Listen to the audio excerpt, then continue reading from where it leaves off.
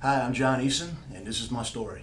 This episode is brought to you by the Loyalty Club, one of the hottest brands out, where they keep their items limited and only for the loyal few. Check us out online at theloyaltyclub.us, or if you're in the New Orleans area, you can check us out at our flagship store, 841 Fulton Street. You already know what time it is. Only for the loyal few, club time. Okay, so for the people who don't know, tell them where you from. Well, I'm from New Orleans, born and raised, man. Grew up uptown, part of it in Metairie, part of it in River Ridge. My parents were in the real estate and construction business and built spec homes. So wherever they got a piece of property to develop, they would build a couple of houses and we would move from house to house. Gotcha. So, growing up for yourself, how was it for you? Man, I wouldn't trade living here for anywhere else in the world. I've moved around a bunch in my career. I lived in Dallas for a while, lived in Houston, lived in Denver, and finally got a chance to come back home. And I wouldn't trade it for anything. I fought kicking and screaming not to leave, and opportunity came up, and you got to follow the money. So I left, kicking, screaming, and miserable. And the minute I had a chance to come back, I came back. So, what's so special about New Orleans to you? It's the people and it's the culture. Those cities I just described were all really nice cities. I wasn't really crazy about Denver too much. I didn't like the snow. But, the people here are just more friendly, more outgoing, more fun than anywhere you're going to find in the country. When you go to the grocery store and the lady behind the counter sits there and calls you baby, you just smile. You can't help that. When your neighbors talk about the Saints game and everybody gets fired up and pissed off, you can't help but smile. It's a different way of life. And of course the food's better. And of course we got Mardi Gras. And of course we got Jazz Fest. And of course we have live music and all these other wonderful things that other places don't have anywhere near. I'll take a team full of New Orleans people in the business I'm in, and I'll go run the world. Because nobody parties and has a good time and socializes like we do. Gotcha. So, speaking of business, growing up, did you have any entrepreneur background? My dad was an entrepreneur. He should be the one sitting in his chair telling his story. He was, I grew up, in an apartment complex, and my dad failed out of LSU. His father was in real estate, and his father convinced him to be in the real estate business. So my dad sold houses and land, and, he got good at it. And next thing you know, over the course of our lifetime, he had rolled that into developing subdivisions, which pretty big deal. He built a very big part of River Ridge up, several big subdivisions there where the houses are just gorgeous. And, sometimes in life you roll the dice, and my dad liked to roll those dice. Unfortunately, I get that from him. And he put everything into a very big resort and development into Folsom, Louisiana. So my dad went from having nothing to having a camp, a boat, a new Lincoln every year. We went on great vacations. We lived in an amazing house, to having absolutely nothing again. I was up in college at Southeastern, and I got a phone call from my dad saying, I need you to come home. We lost everything. It's all gone. Camp's gone. I need you to come hide furniture because they're going to take it. By the way, can you pay for your car? No. They're coming to get that too. And I was a walk-on the football team at Southeastern, and I had to go talk to the coach and tell him I needed to get off of practice so I could go home and help hide furniture. My dad was a great guy. My mom was really smart woman. My mom was actually the contractor on all these jobs, so she would run these crews. Tough woman. My dad was kind of the face and the brains behind the developments and working with the city and getting all the permits and, putting the financing together. But they rolled the dice to build a resort in Folsom, Louisiana, and it got crazy. Interpol got involved because it turned out to be a scam.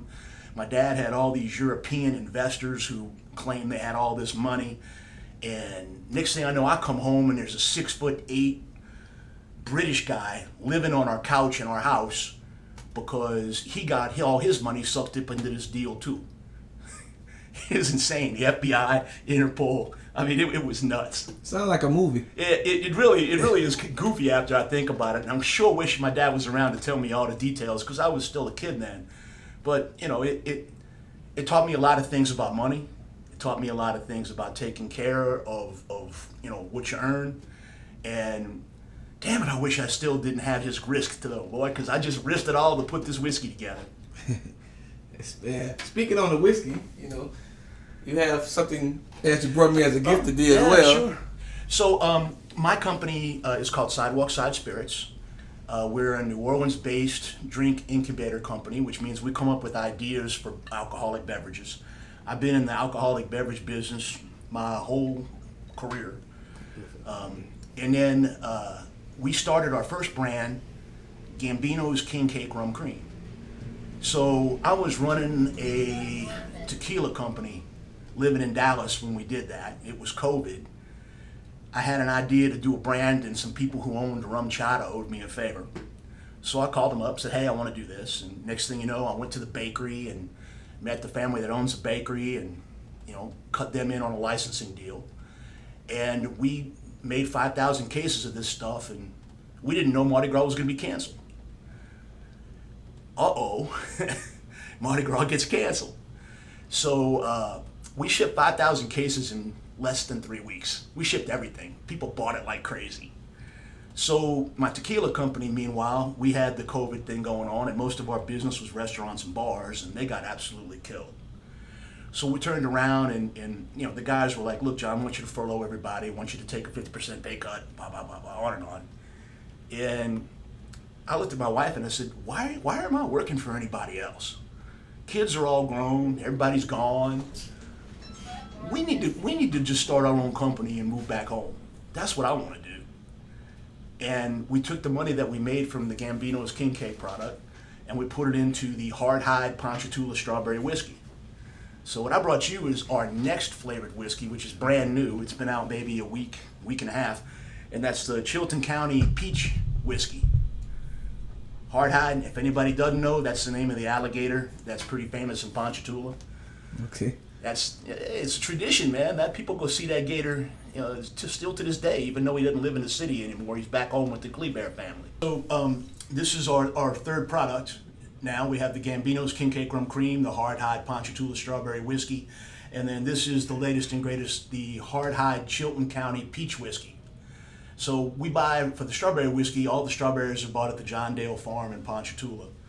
The peach whiskey, all the peaches were bought at the Durbin Family Farm in Clanton, Alabama. So with the whiskey, we really try and feature the farm that we work with, where we get the fruit.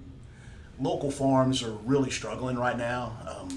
Between the cost of labor, the cost of pesticides the government's making them use, and all these farms are generationally owned. I mean, they've been in families for, tens of thousands, hundreds of years. So now you got a problem where the kids don't want the business. So these farms are being bought out by big multinational companies, and it's really a crazy story unto itself on the food supply. But this is our peach whiskey. It's absolutely delicious. My wife likes this one the best. You're not supposed to like any one or more of your children more than the other. She's gone off the bandwagon. She's all over the peach. But it's a great business. It's a lot of fun. It's very much boom or bust. It's not cheap. It's hard to find distribution. It's hard to get into a retail store. I'm really excited and proud of the fact that our company's gotten 3 products on shelves. You can find it anywhere between Rouse's, sometimes Walmart, Winn-Dixie, Bromart, Acquista Pace, Dornax, Economical, all the independent groceries that Louisiana has too. So we've done very well within the state, and I think the King Cake Rum Cream we actually shipped to 47 states last year. So, that's a great little poster for Mardi Gras here and a nice little brand ambassador.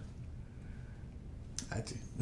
So, getting into, with the alcohol liquor business, did anyone motivate you or inspire you to actually, jump in that brand? You really want to know? Yeah. All right. So, man, look, I grew up in a different day, right? There's no internet. There's no cell phone. When you went out, Nobody took your picture. Nobody caused a problem. You could have fun. People didn't get on you. You didn't worry about anything. Plus, the drinking age was 18. Well, 18 means 16, like 21 means 18. So it's not unusual for people of my age to have gone to bars and hung out from the time they were freshmen in high school until now. So I hung out at a particular bar uptown quite a bit with most of the people that I played sports with. And that was fun too, because everybody that was in that little single A league, because it was a tiny high school, everybody knew everybody. So we all went to the same bar. You'd have a game Friday night or Saturday morning, and everybody Saturday night would be at the bar. Guy you just played against. You can't do that now. And anyway, long story short, something happened at one of these bars, and I didn't start it. I just kind of ended it. And gentleman who owned the bar saw the whole thing and walked up to me afterwards, and he said, "Hey man, you're in my place all the time, aren't you?" And I said, "Yeah." He goes, "You know everybody." I went, "Yeah." He says, "You want a job? You work the door." And I'm like, "So you gonna pay me to come?" "Yeah, I'll take care of your tab too." You was coming anyway. Hell yeah, coming anyway. So I got paid to work the door at this little bar by Tulane. And Hey, but it wasn't called the boot, huh? no, it's not the Boot. I can honestly say it was not the Boot. That bar is no longer open, but it used to be, let's call it Hillary's. It used to be next door to Bruno's and across the street from TJ Quill's. So you had a little triangle of bars that all catered to the high schools. And, as long as you didn't mess up in there. You said a lot, able to cater to the high schools. Yeah, but it was different. It was a different time. Different time, man. I mean, so much different time. I look at my sons when they were in high school compared to me, and I'm like, come on, man, get your stuff together. And I tell people, I remember back in the day, but our grandparents used to actually be able to actually send us to the store to actually buy them cigarettes and alcohol. Yeah. You can't do that No, now. my grandfather used to send me for a bottle called the B12, Valentine 12-year-old. "Hey, I need a bottle of B12. John, go get me a bottle of B12. And I had to walk over to Canalville and pick up a bottle of B12. I don't know, I was 10 years old. Yeah, but it's for Papa. You can't do that now. So, but it was a much more innocent time. It really was. There was a policeman who had that duty, and he knew every kid that walked into that bar. And he'd call your parents. If you screwed up in there and I didn't throw you out or you caused a problem, he would pick up the phone on the landline, or he would call into the station and go, hey, Mr. Eason, I got John over here. He's messing up. You got to come get your son." He wouldn't take you to jail. He'd just sit there and make you sit on the stoop and embarrass you and make your dad come get you and deal with you. All right. Ooh, that was not good. That was good. But you rather go to jail than your dad pull up. Yeah, right? Or where's your mom? Yeah. Like, I don't want to hear that. Oh, man. But it was fun. So anyway, when I graduated from Southeastern, I wanted to keep playing ball, but come on, man, I was short and I was slow. And it wasn't like I set the world on fire at Southeastern either.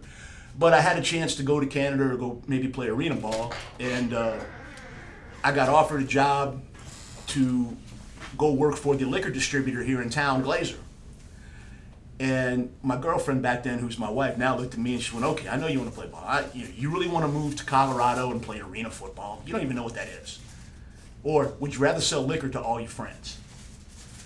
Because back then, you went out every night. I knew every bouncer. I knew every bartender in the city. So I would just run around Monday through Sunday. Every night we'd go out with my group of friends. And I would be calling on those very bars, selling them liquor. Wow, that seemed like a good idea. You're going to pay me to do that? There you go. Took that job. So I started selling liquor to restaurants, bars, grocery stores, convenience stores. Louisiana, everybody got a liquor license, right? So did that job for a couple of years, and then I got a job offer from Brown-Forman, which is a company that owns Jack Daniels. And they wanted me to move to Dallas, Texas. Boy, it broke my heart to do it, but I had a really good mentor at Glazer who looked at me and said, "Hey, you want my job, don't you?" And I went, "Well, yeah, I do. So if you want my job, you're going to have to move. I'm not from New Orleans. I'm not a street salesman.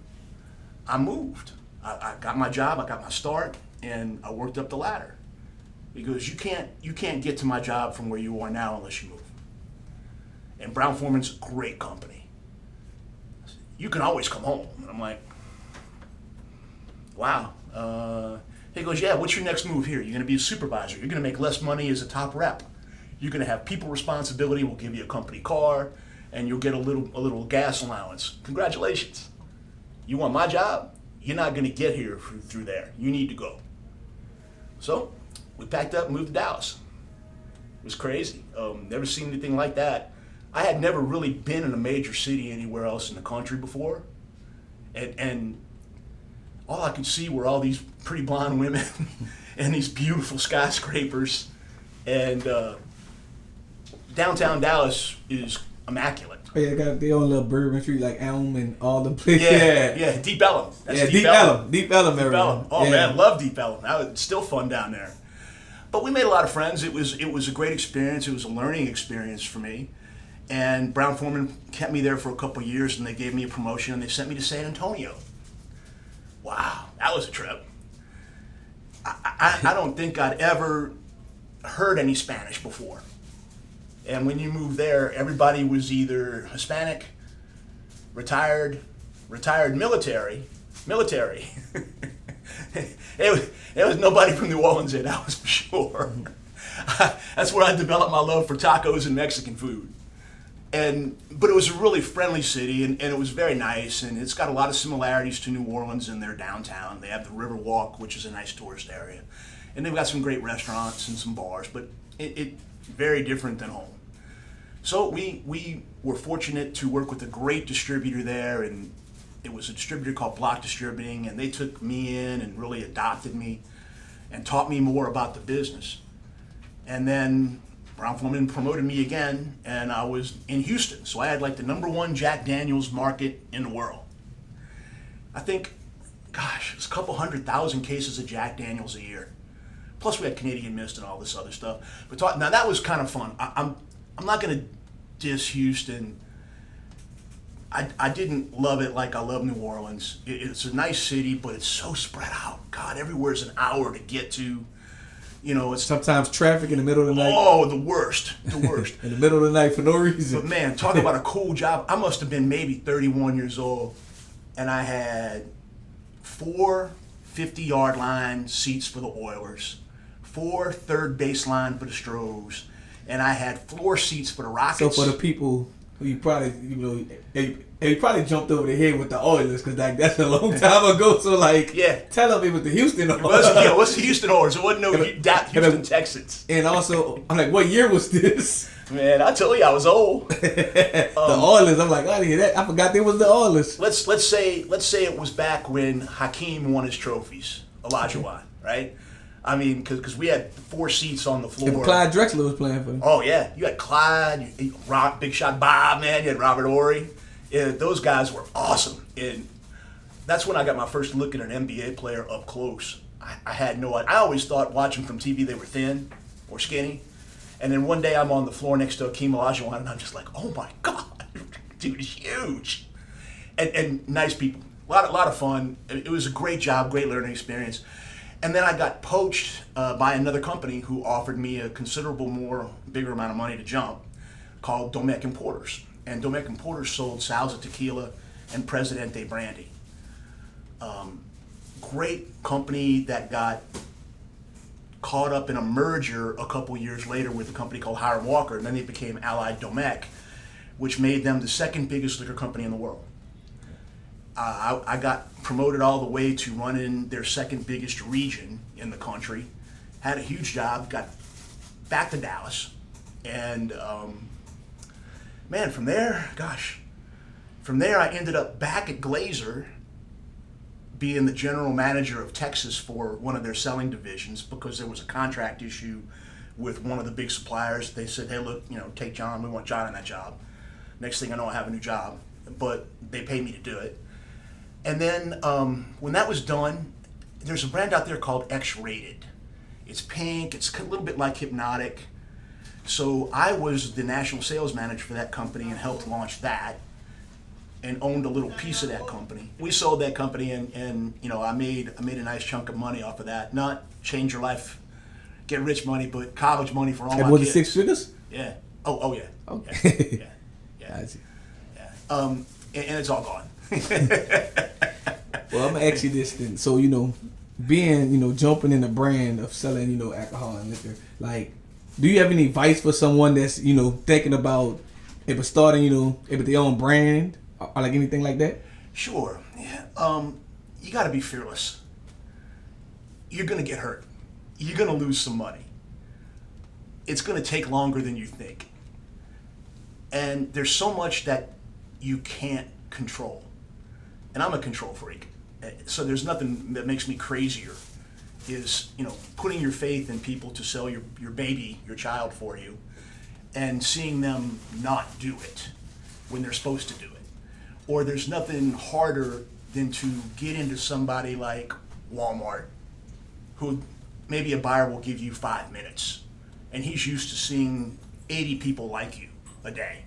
And you have to make an impact in 5 minutes with your baby. And then they say no. And you have to get told to wait another year or to come back another time. There's a lot of beating you're going to take, but you got to come back from it.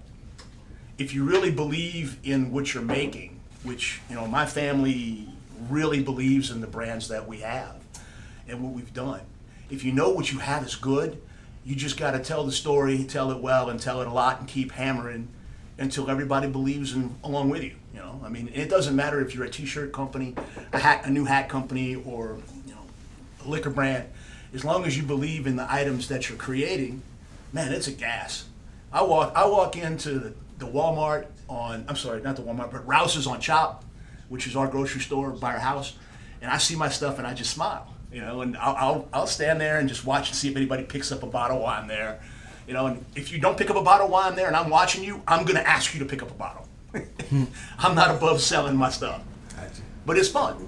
It's fun. So, being in, but the, alcohol business or liquor, I don't know, how to, but I don't know the correct word to say for the business.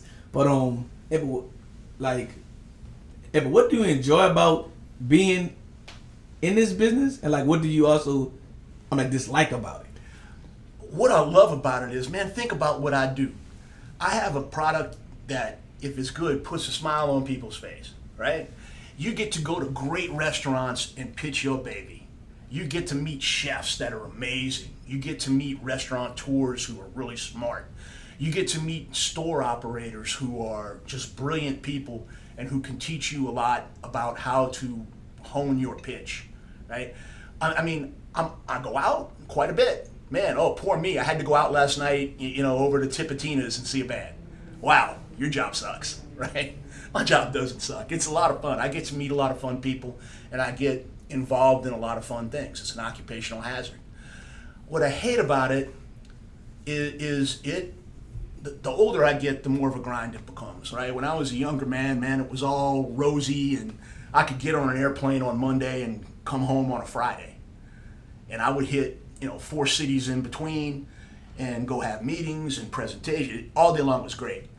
Now, man, I'm just getting to be a crotchety old man. I got to sit in the airport and wait. Or, oh man, flight's late. Oh, not a flight late. My hip hurts. Ow. I hate the fact that I'm getting older and it's getting a little harder. But that doesn't diminish my passion for it. It's just more of an inconvenience, I guess. Gotcha. So, has there ever been one point that you just want to give up?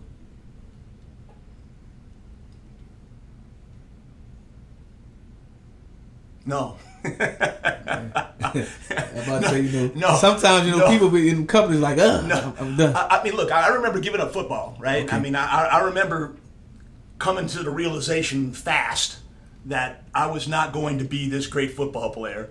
All it takes is getting run over a couple of times by somebody 3 times your size who's bigger and faster. You scrape yourself up, you line up again, and you go get killed again. that got old. But in my business and professional life, no, I don't really don't think there's ever been a time.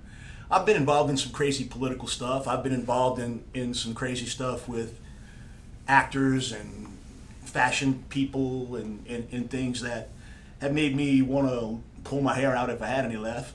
But no, it's all been a really crazy, fun, wild ride, and I wouldn't trade much of it, you know. And I've done it my way, and stayed true to myself. Gotcha.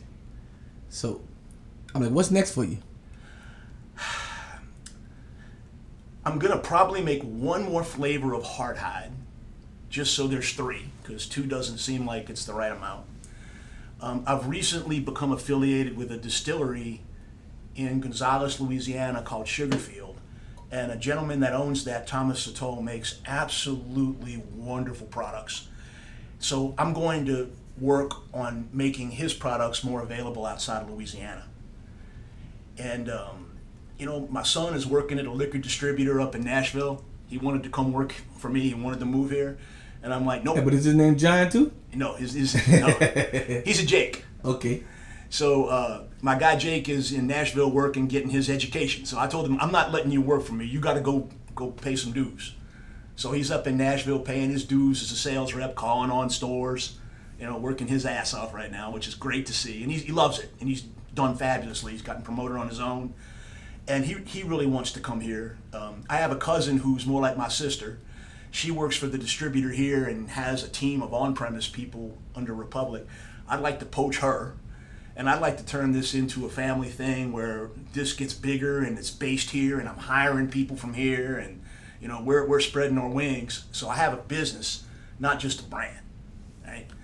That to me is important because I want to try and do some more stuff to give back to the community. We've done some charity work already with bartenders during COVID, where we donated a bunch of money. Recently, I became a sponsor of the Toops family meal, which is Isaac Toops' charity out of his restaurant. When the SNAP benefits got cut, Isaac and his wife started feeding kids that didn't have anything to eat breakfast and lunch. It is really one of the most amazing things I've ever seen anybody do. And you know, they had a big fundraiser. We sponsored the whole fundraiser, and now 2% of everything I make on the peach, I'm donating back to that charity. Right? On the strawberry, we actually donate 2% to the upkeep of the alligator and the Kleber family, who are trying to build a wildlife preserve. So, I'm like, how important it is for you to actually, give back? How? I mean, like, how important it is for you to give back to, charities? I mean, man, look, you know, I'm lucky, right? I didn't have anything. You know, I had a really nice life with my parents, and when they lost everything, I lost everything too.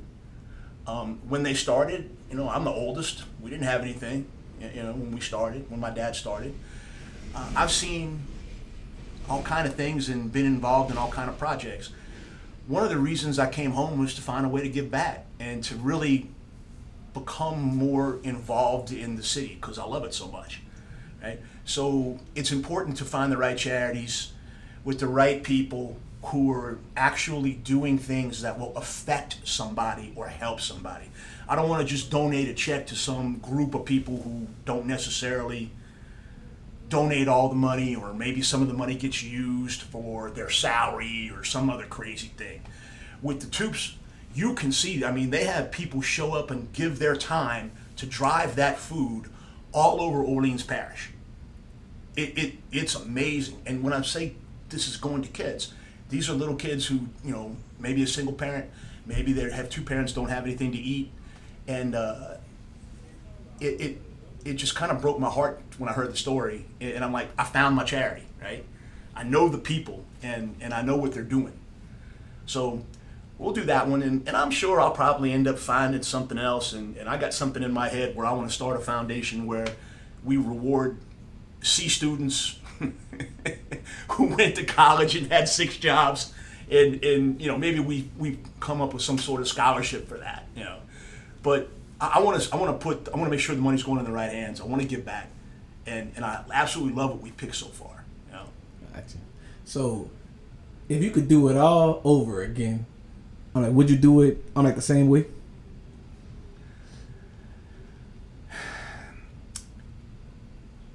I don't know if it's possible to have changed anything and stayed true to myself.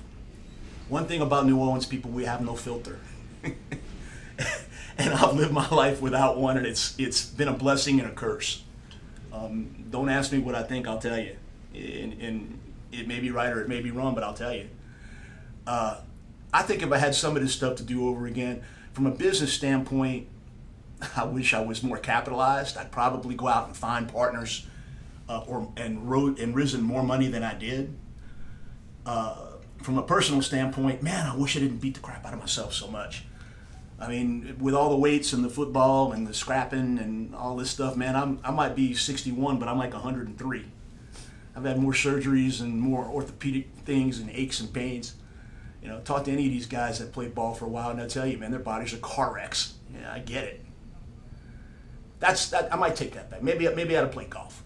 I told my son, play golf. Play golf. Gotcha. He didn't play golf. He played rugby. Crazy. And also, last but not least, tell the world, where can he find you at on social media and everywhere else? And also tell them, and where can they find that at? Yeah, so, yes, Hard Hide has a website, has a Facebook page, has an Instagram. Gambino's King Cake Rum Cream also has all of the social media accounts as well. You know, I have a presence on Twitter that I keep to myself because, like I said, sometimes you got to have that filter, that outlet to say something. And you can find Hard Hide Strawberry Whiskey at Rouse's, at Aquista Pace, Dornax. I don't want to leave anybody out because they've all been such amazing partners. Dornax, Conseco's, sometimes Zara's, pretty much all your neighborhood family grocery stores, and Rouse's, right? So the Peach is brand new. It's getting out into stores now. I can't tell you offhand who's bought it. I just know a couple of Aquista Paces, a couple of Rouse's. Probably by the end of the month, it should be all over the state by the end of the month. Oh yeah, I'm sorry. You know, we've taken Hard Hide. Currently, we're available in Tennessee, Kentucky, Florida, Georgia, and Texas. So I kept my brands SEC based, like a good Southern guy should. Right? We focus on our football and our SEC, and we're pretty happy.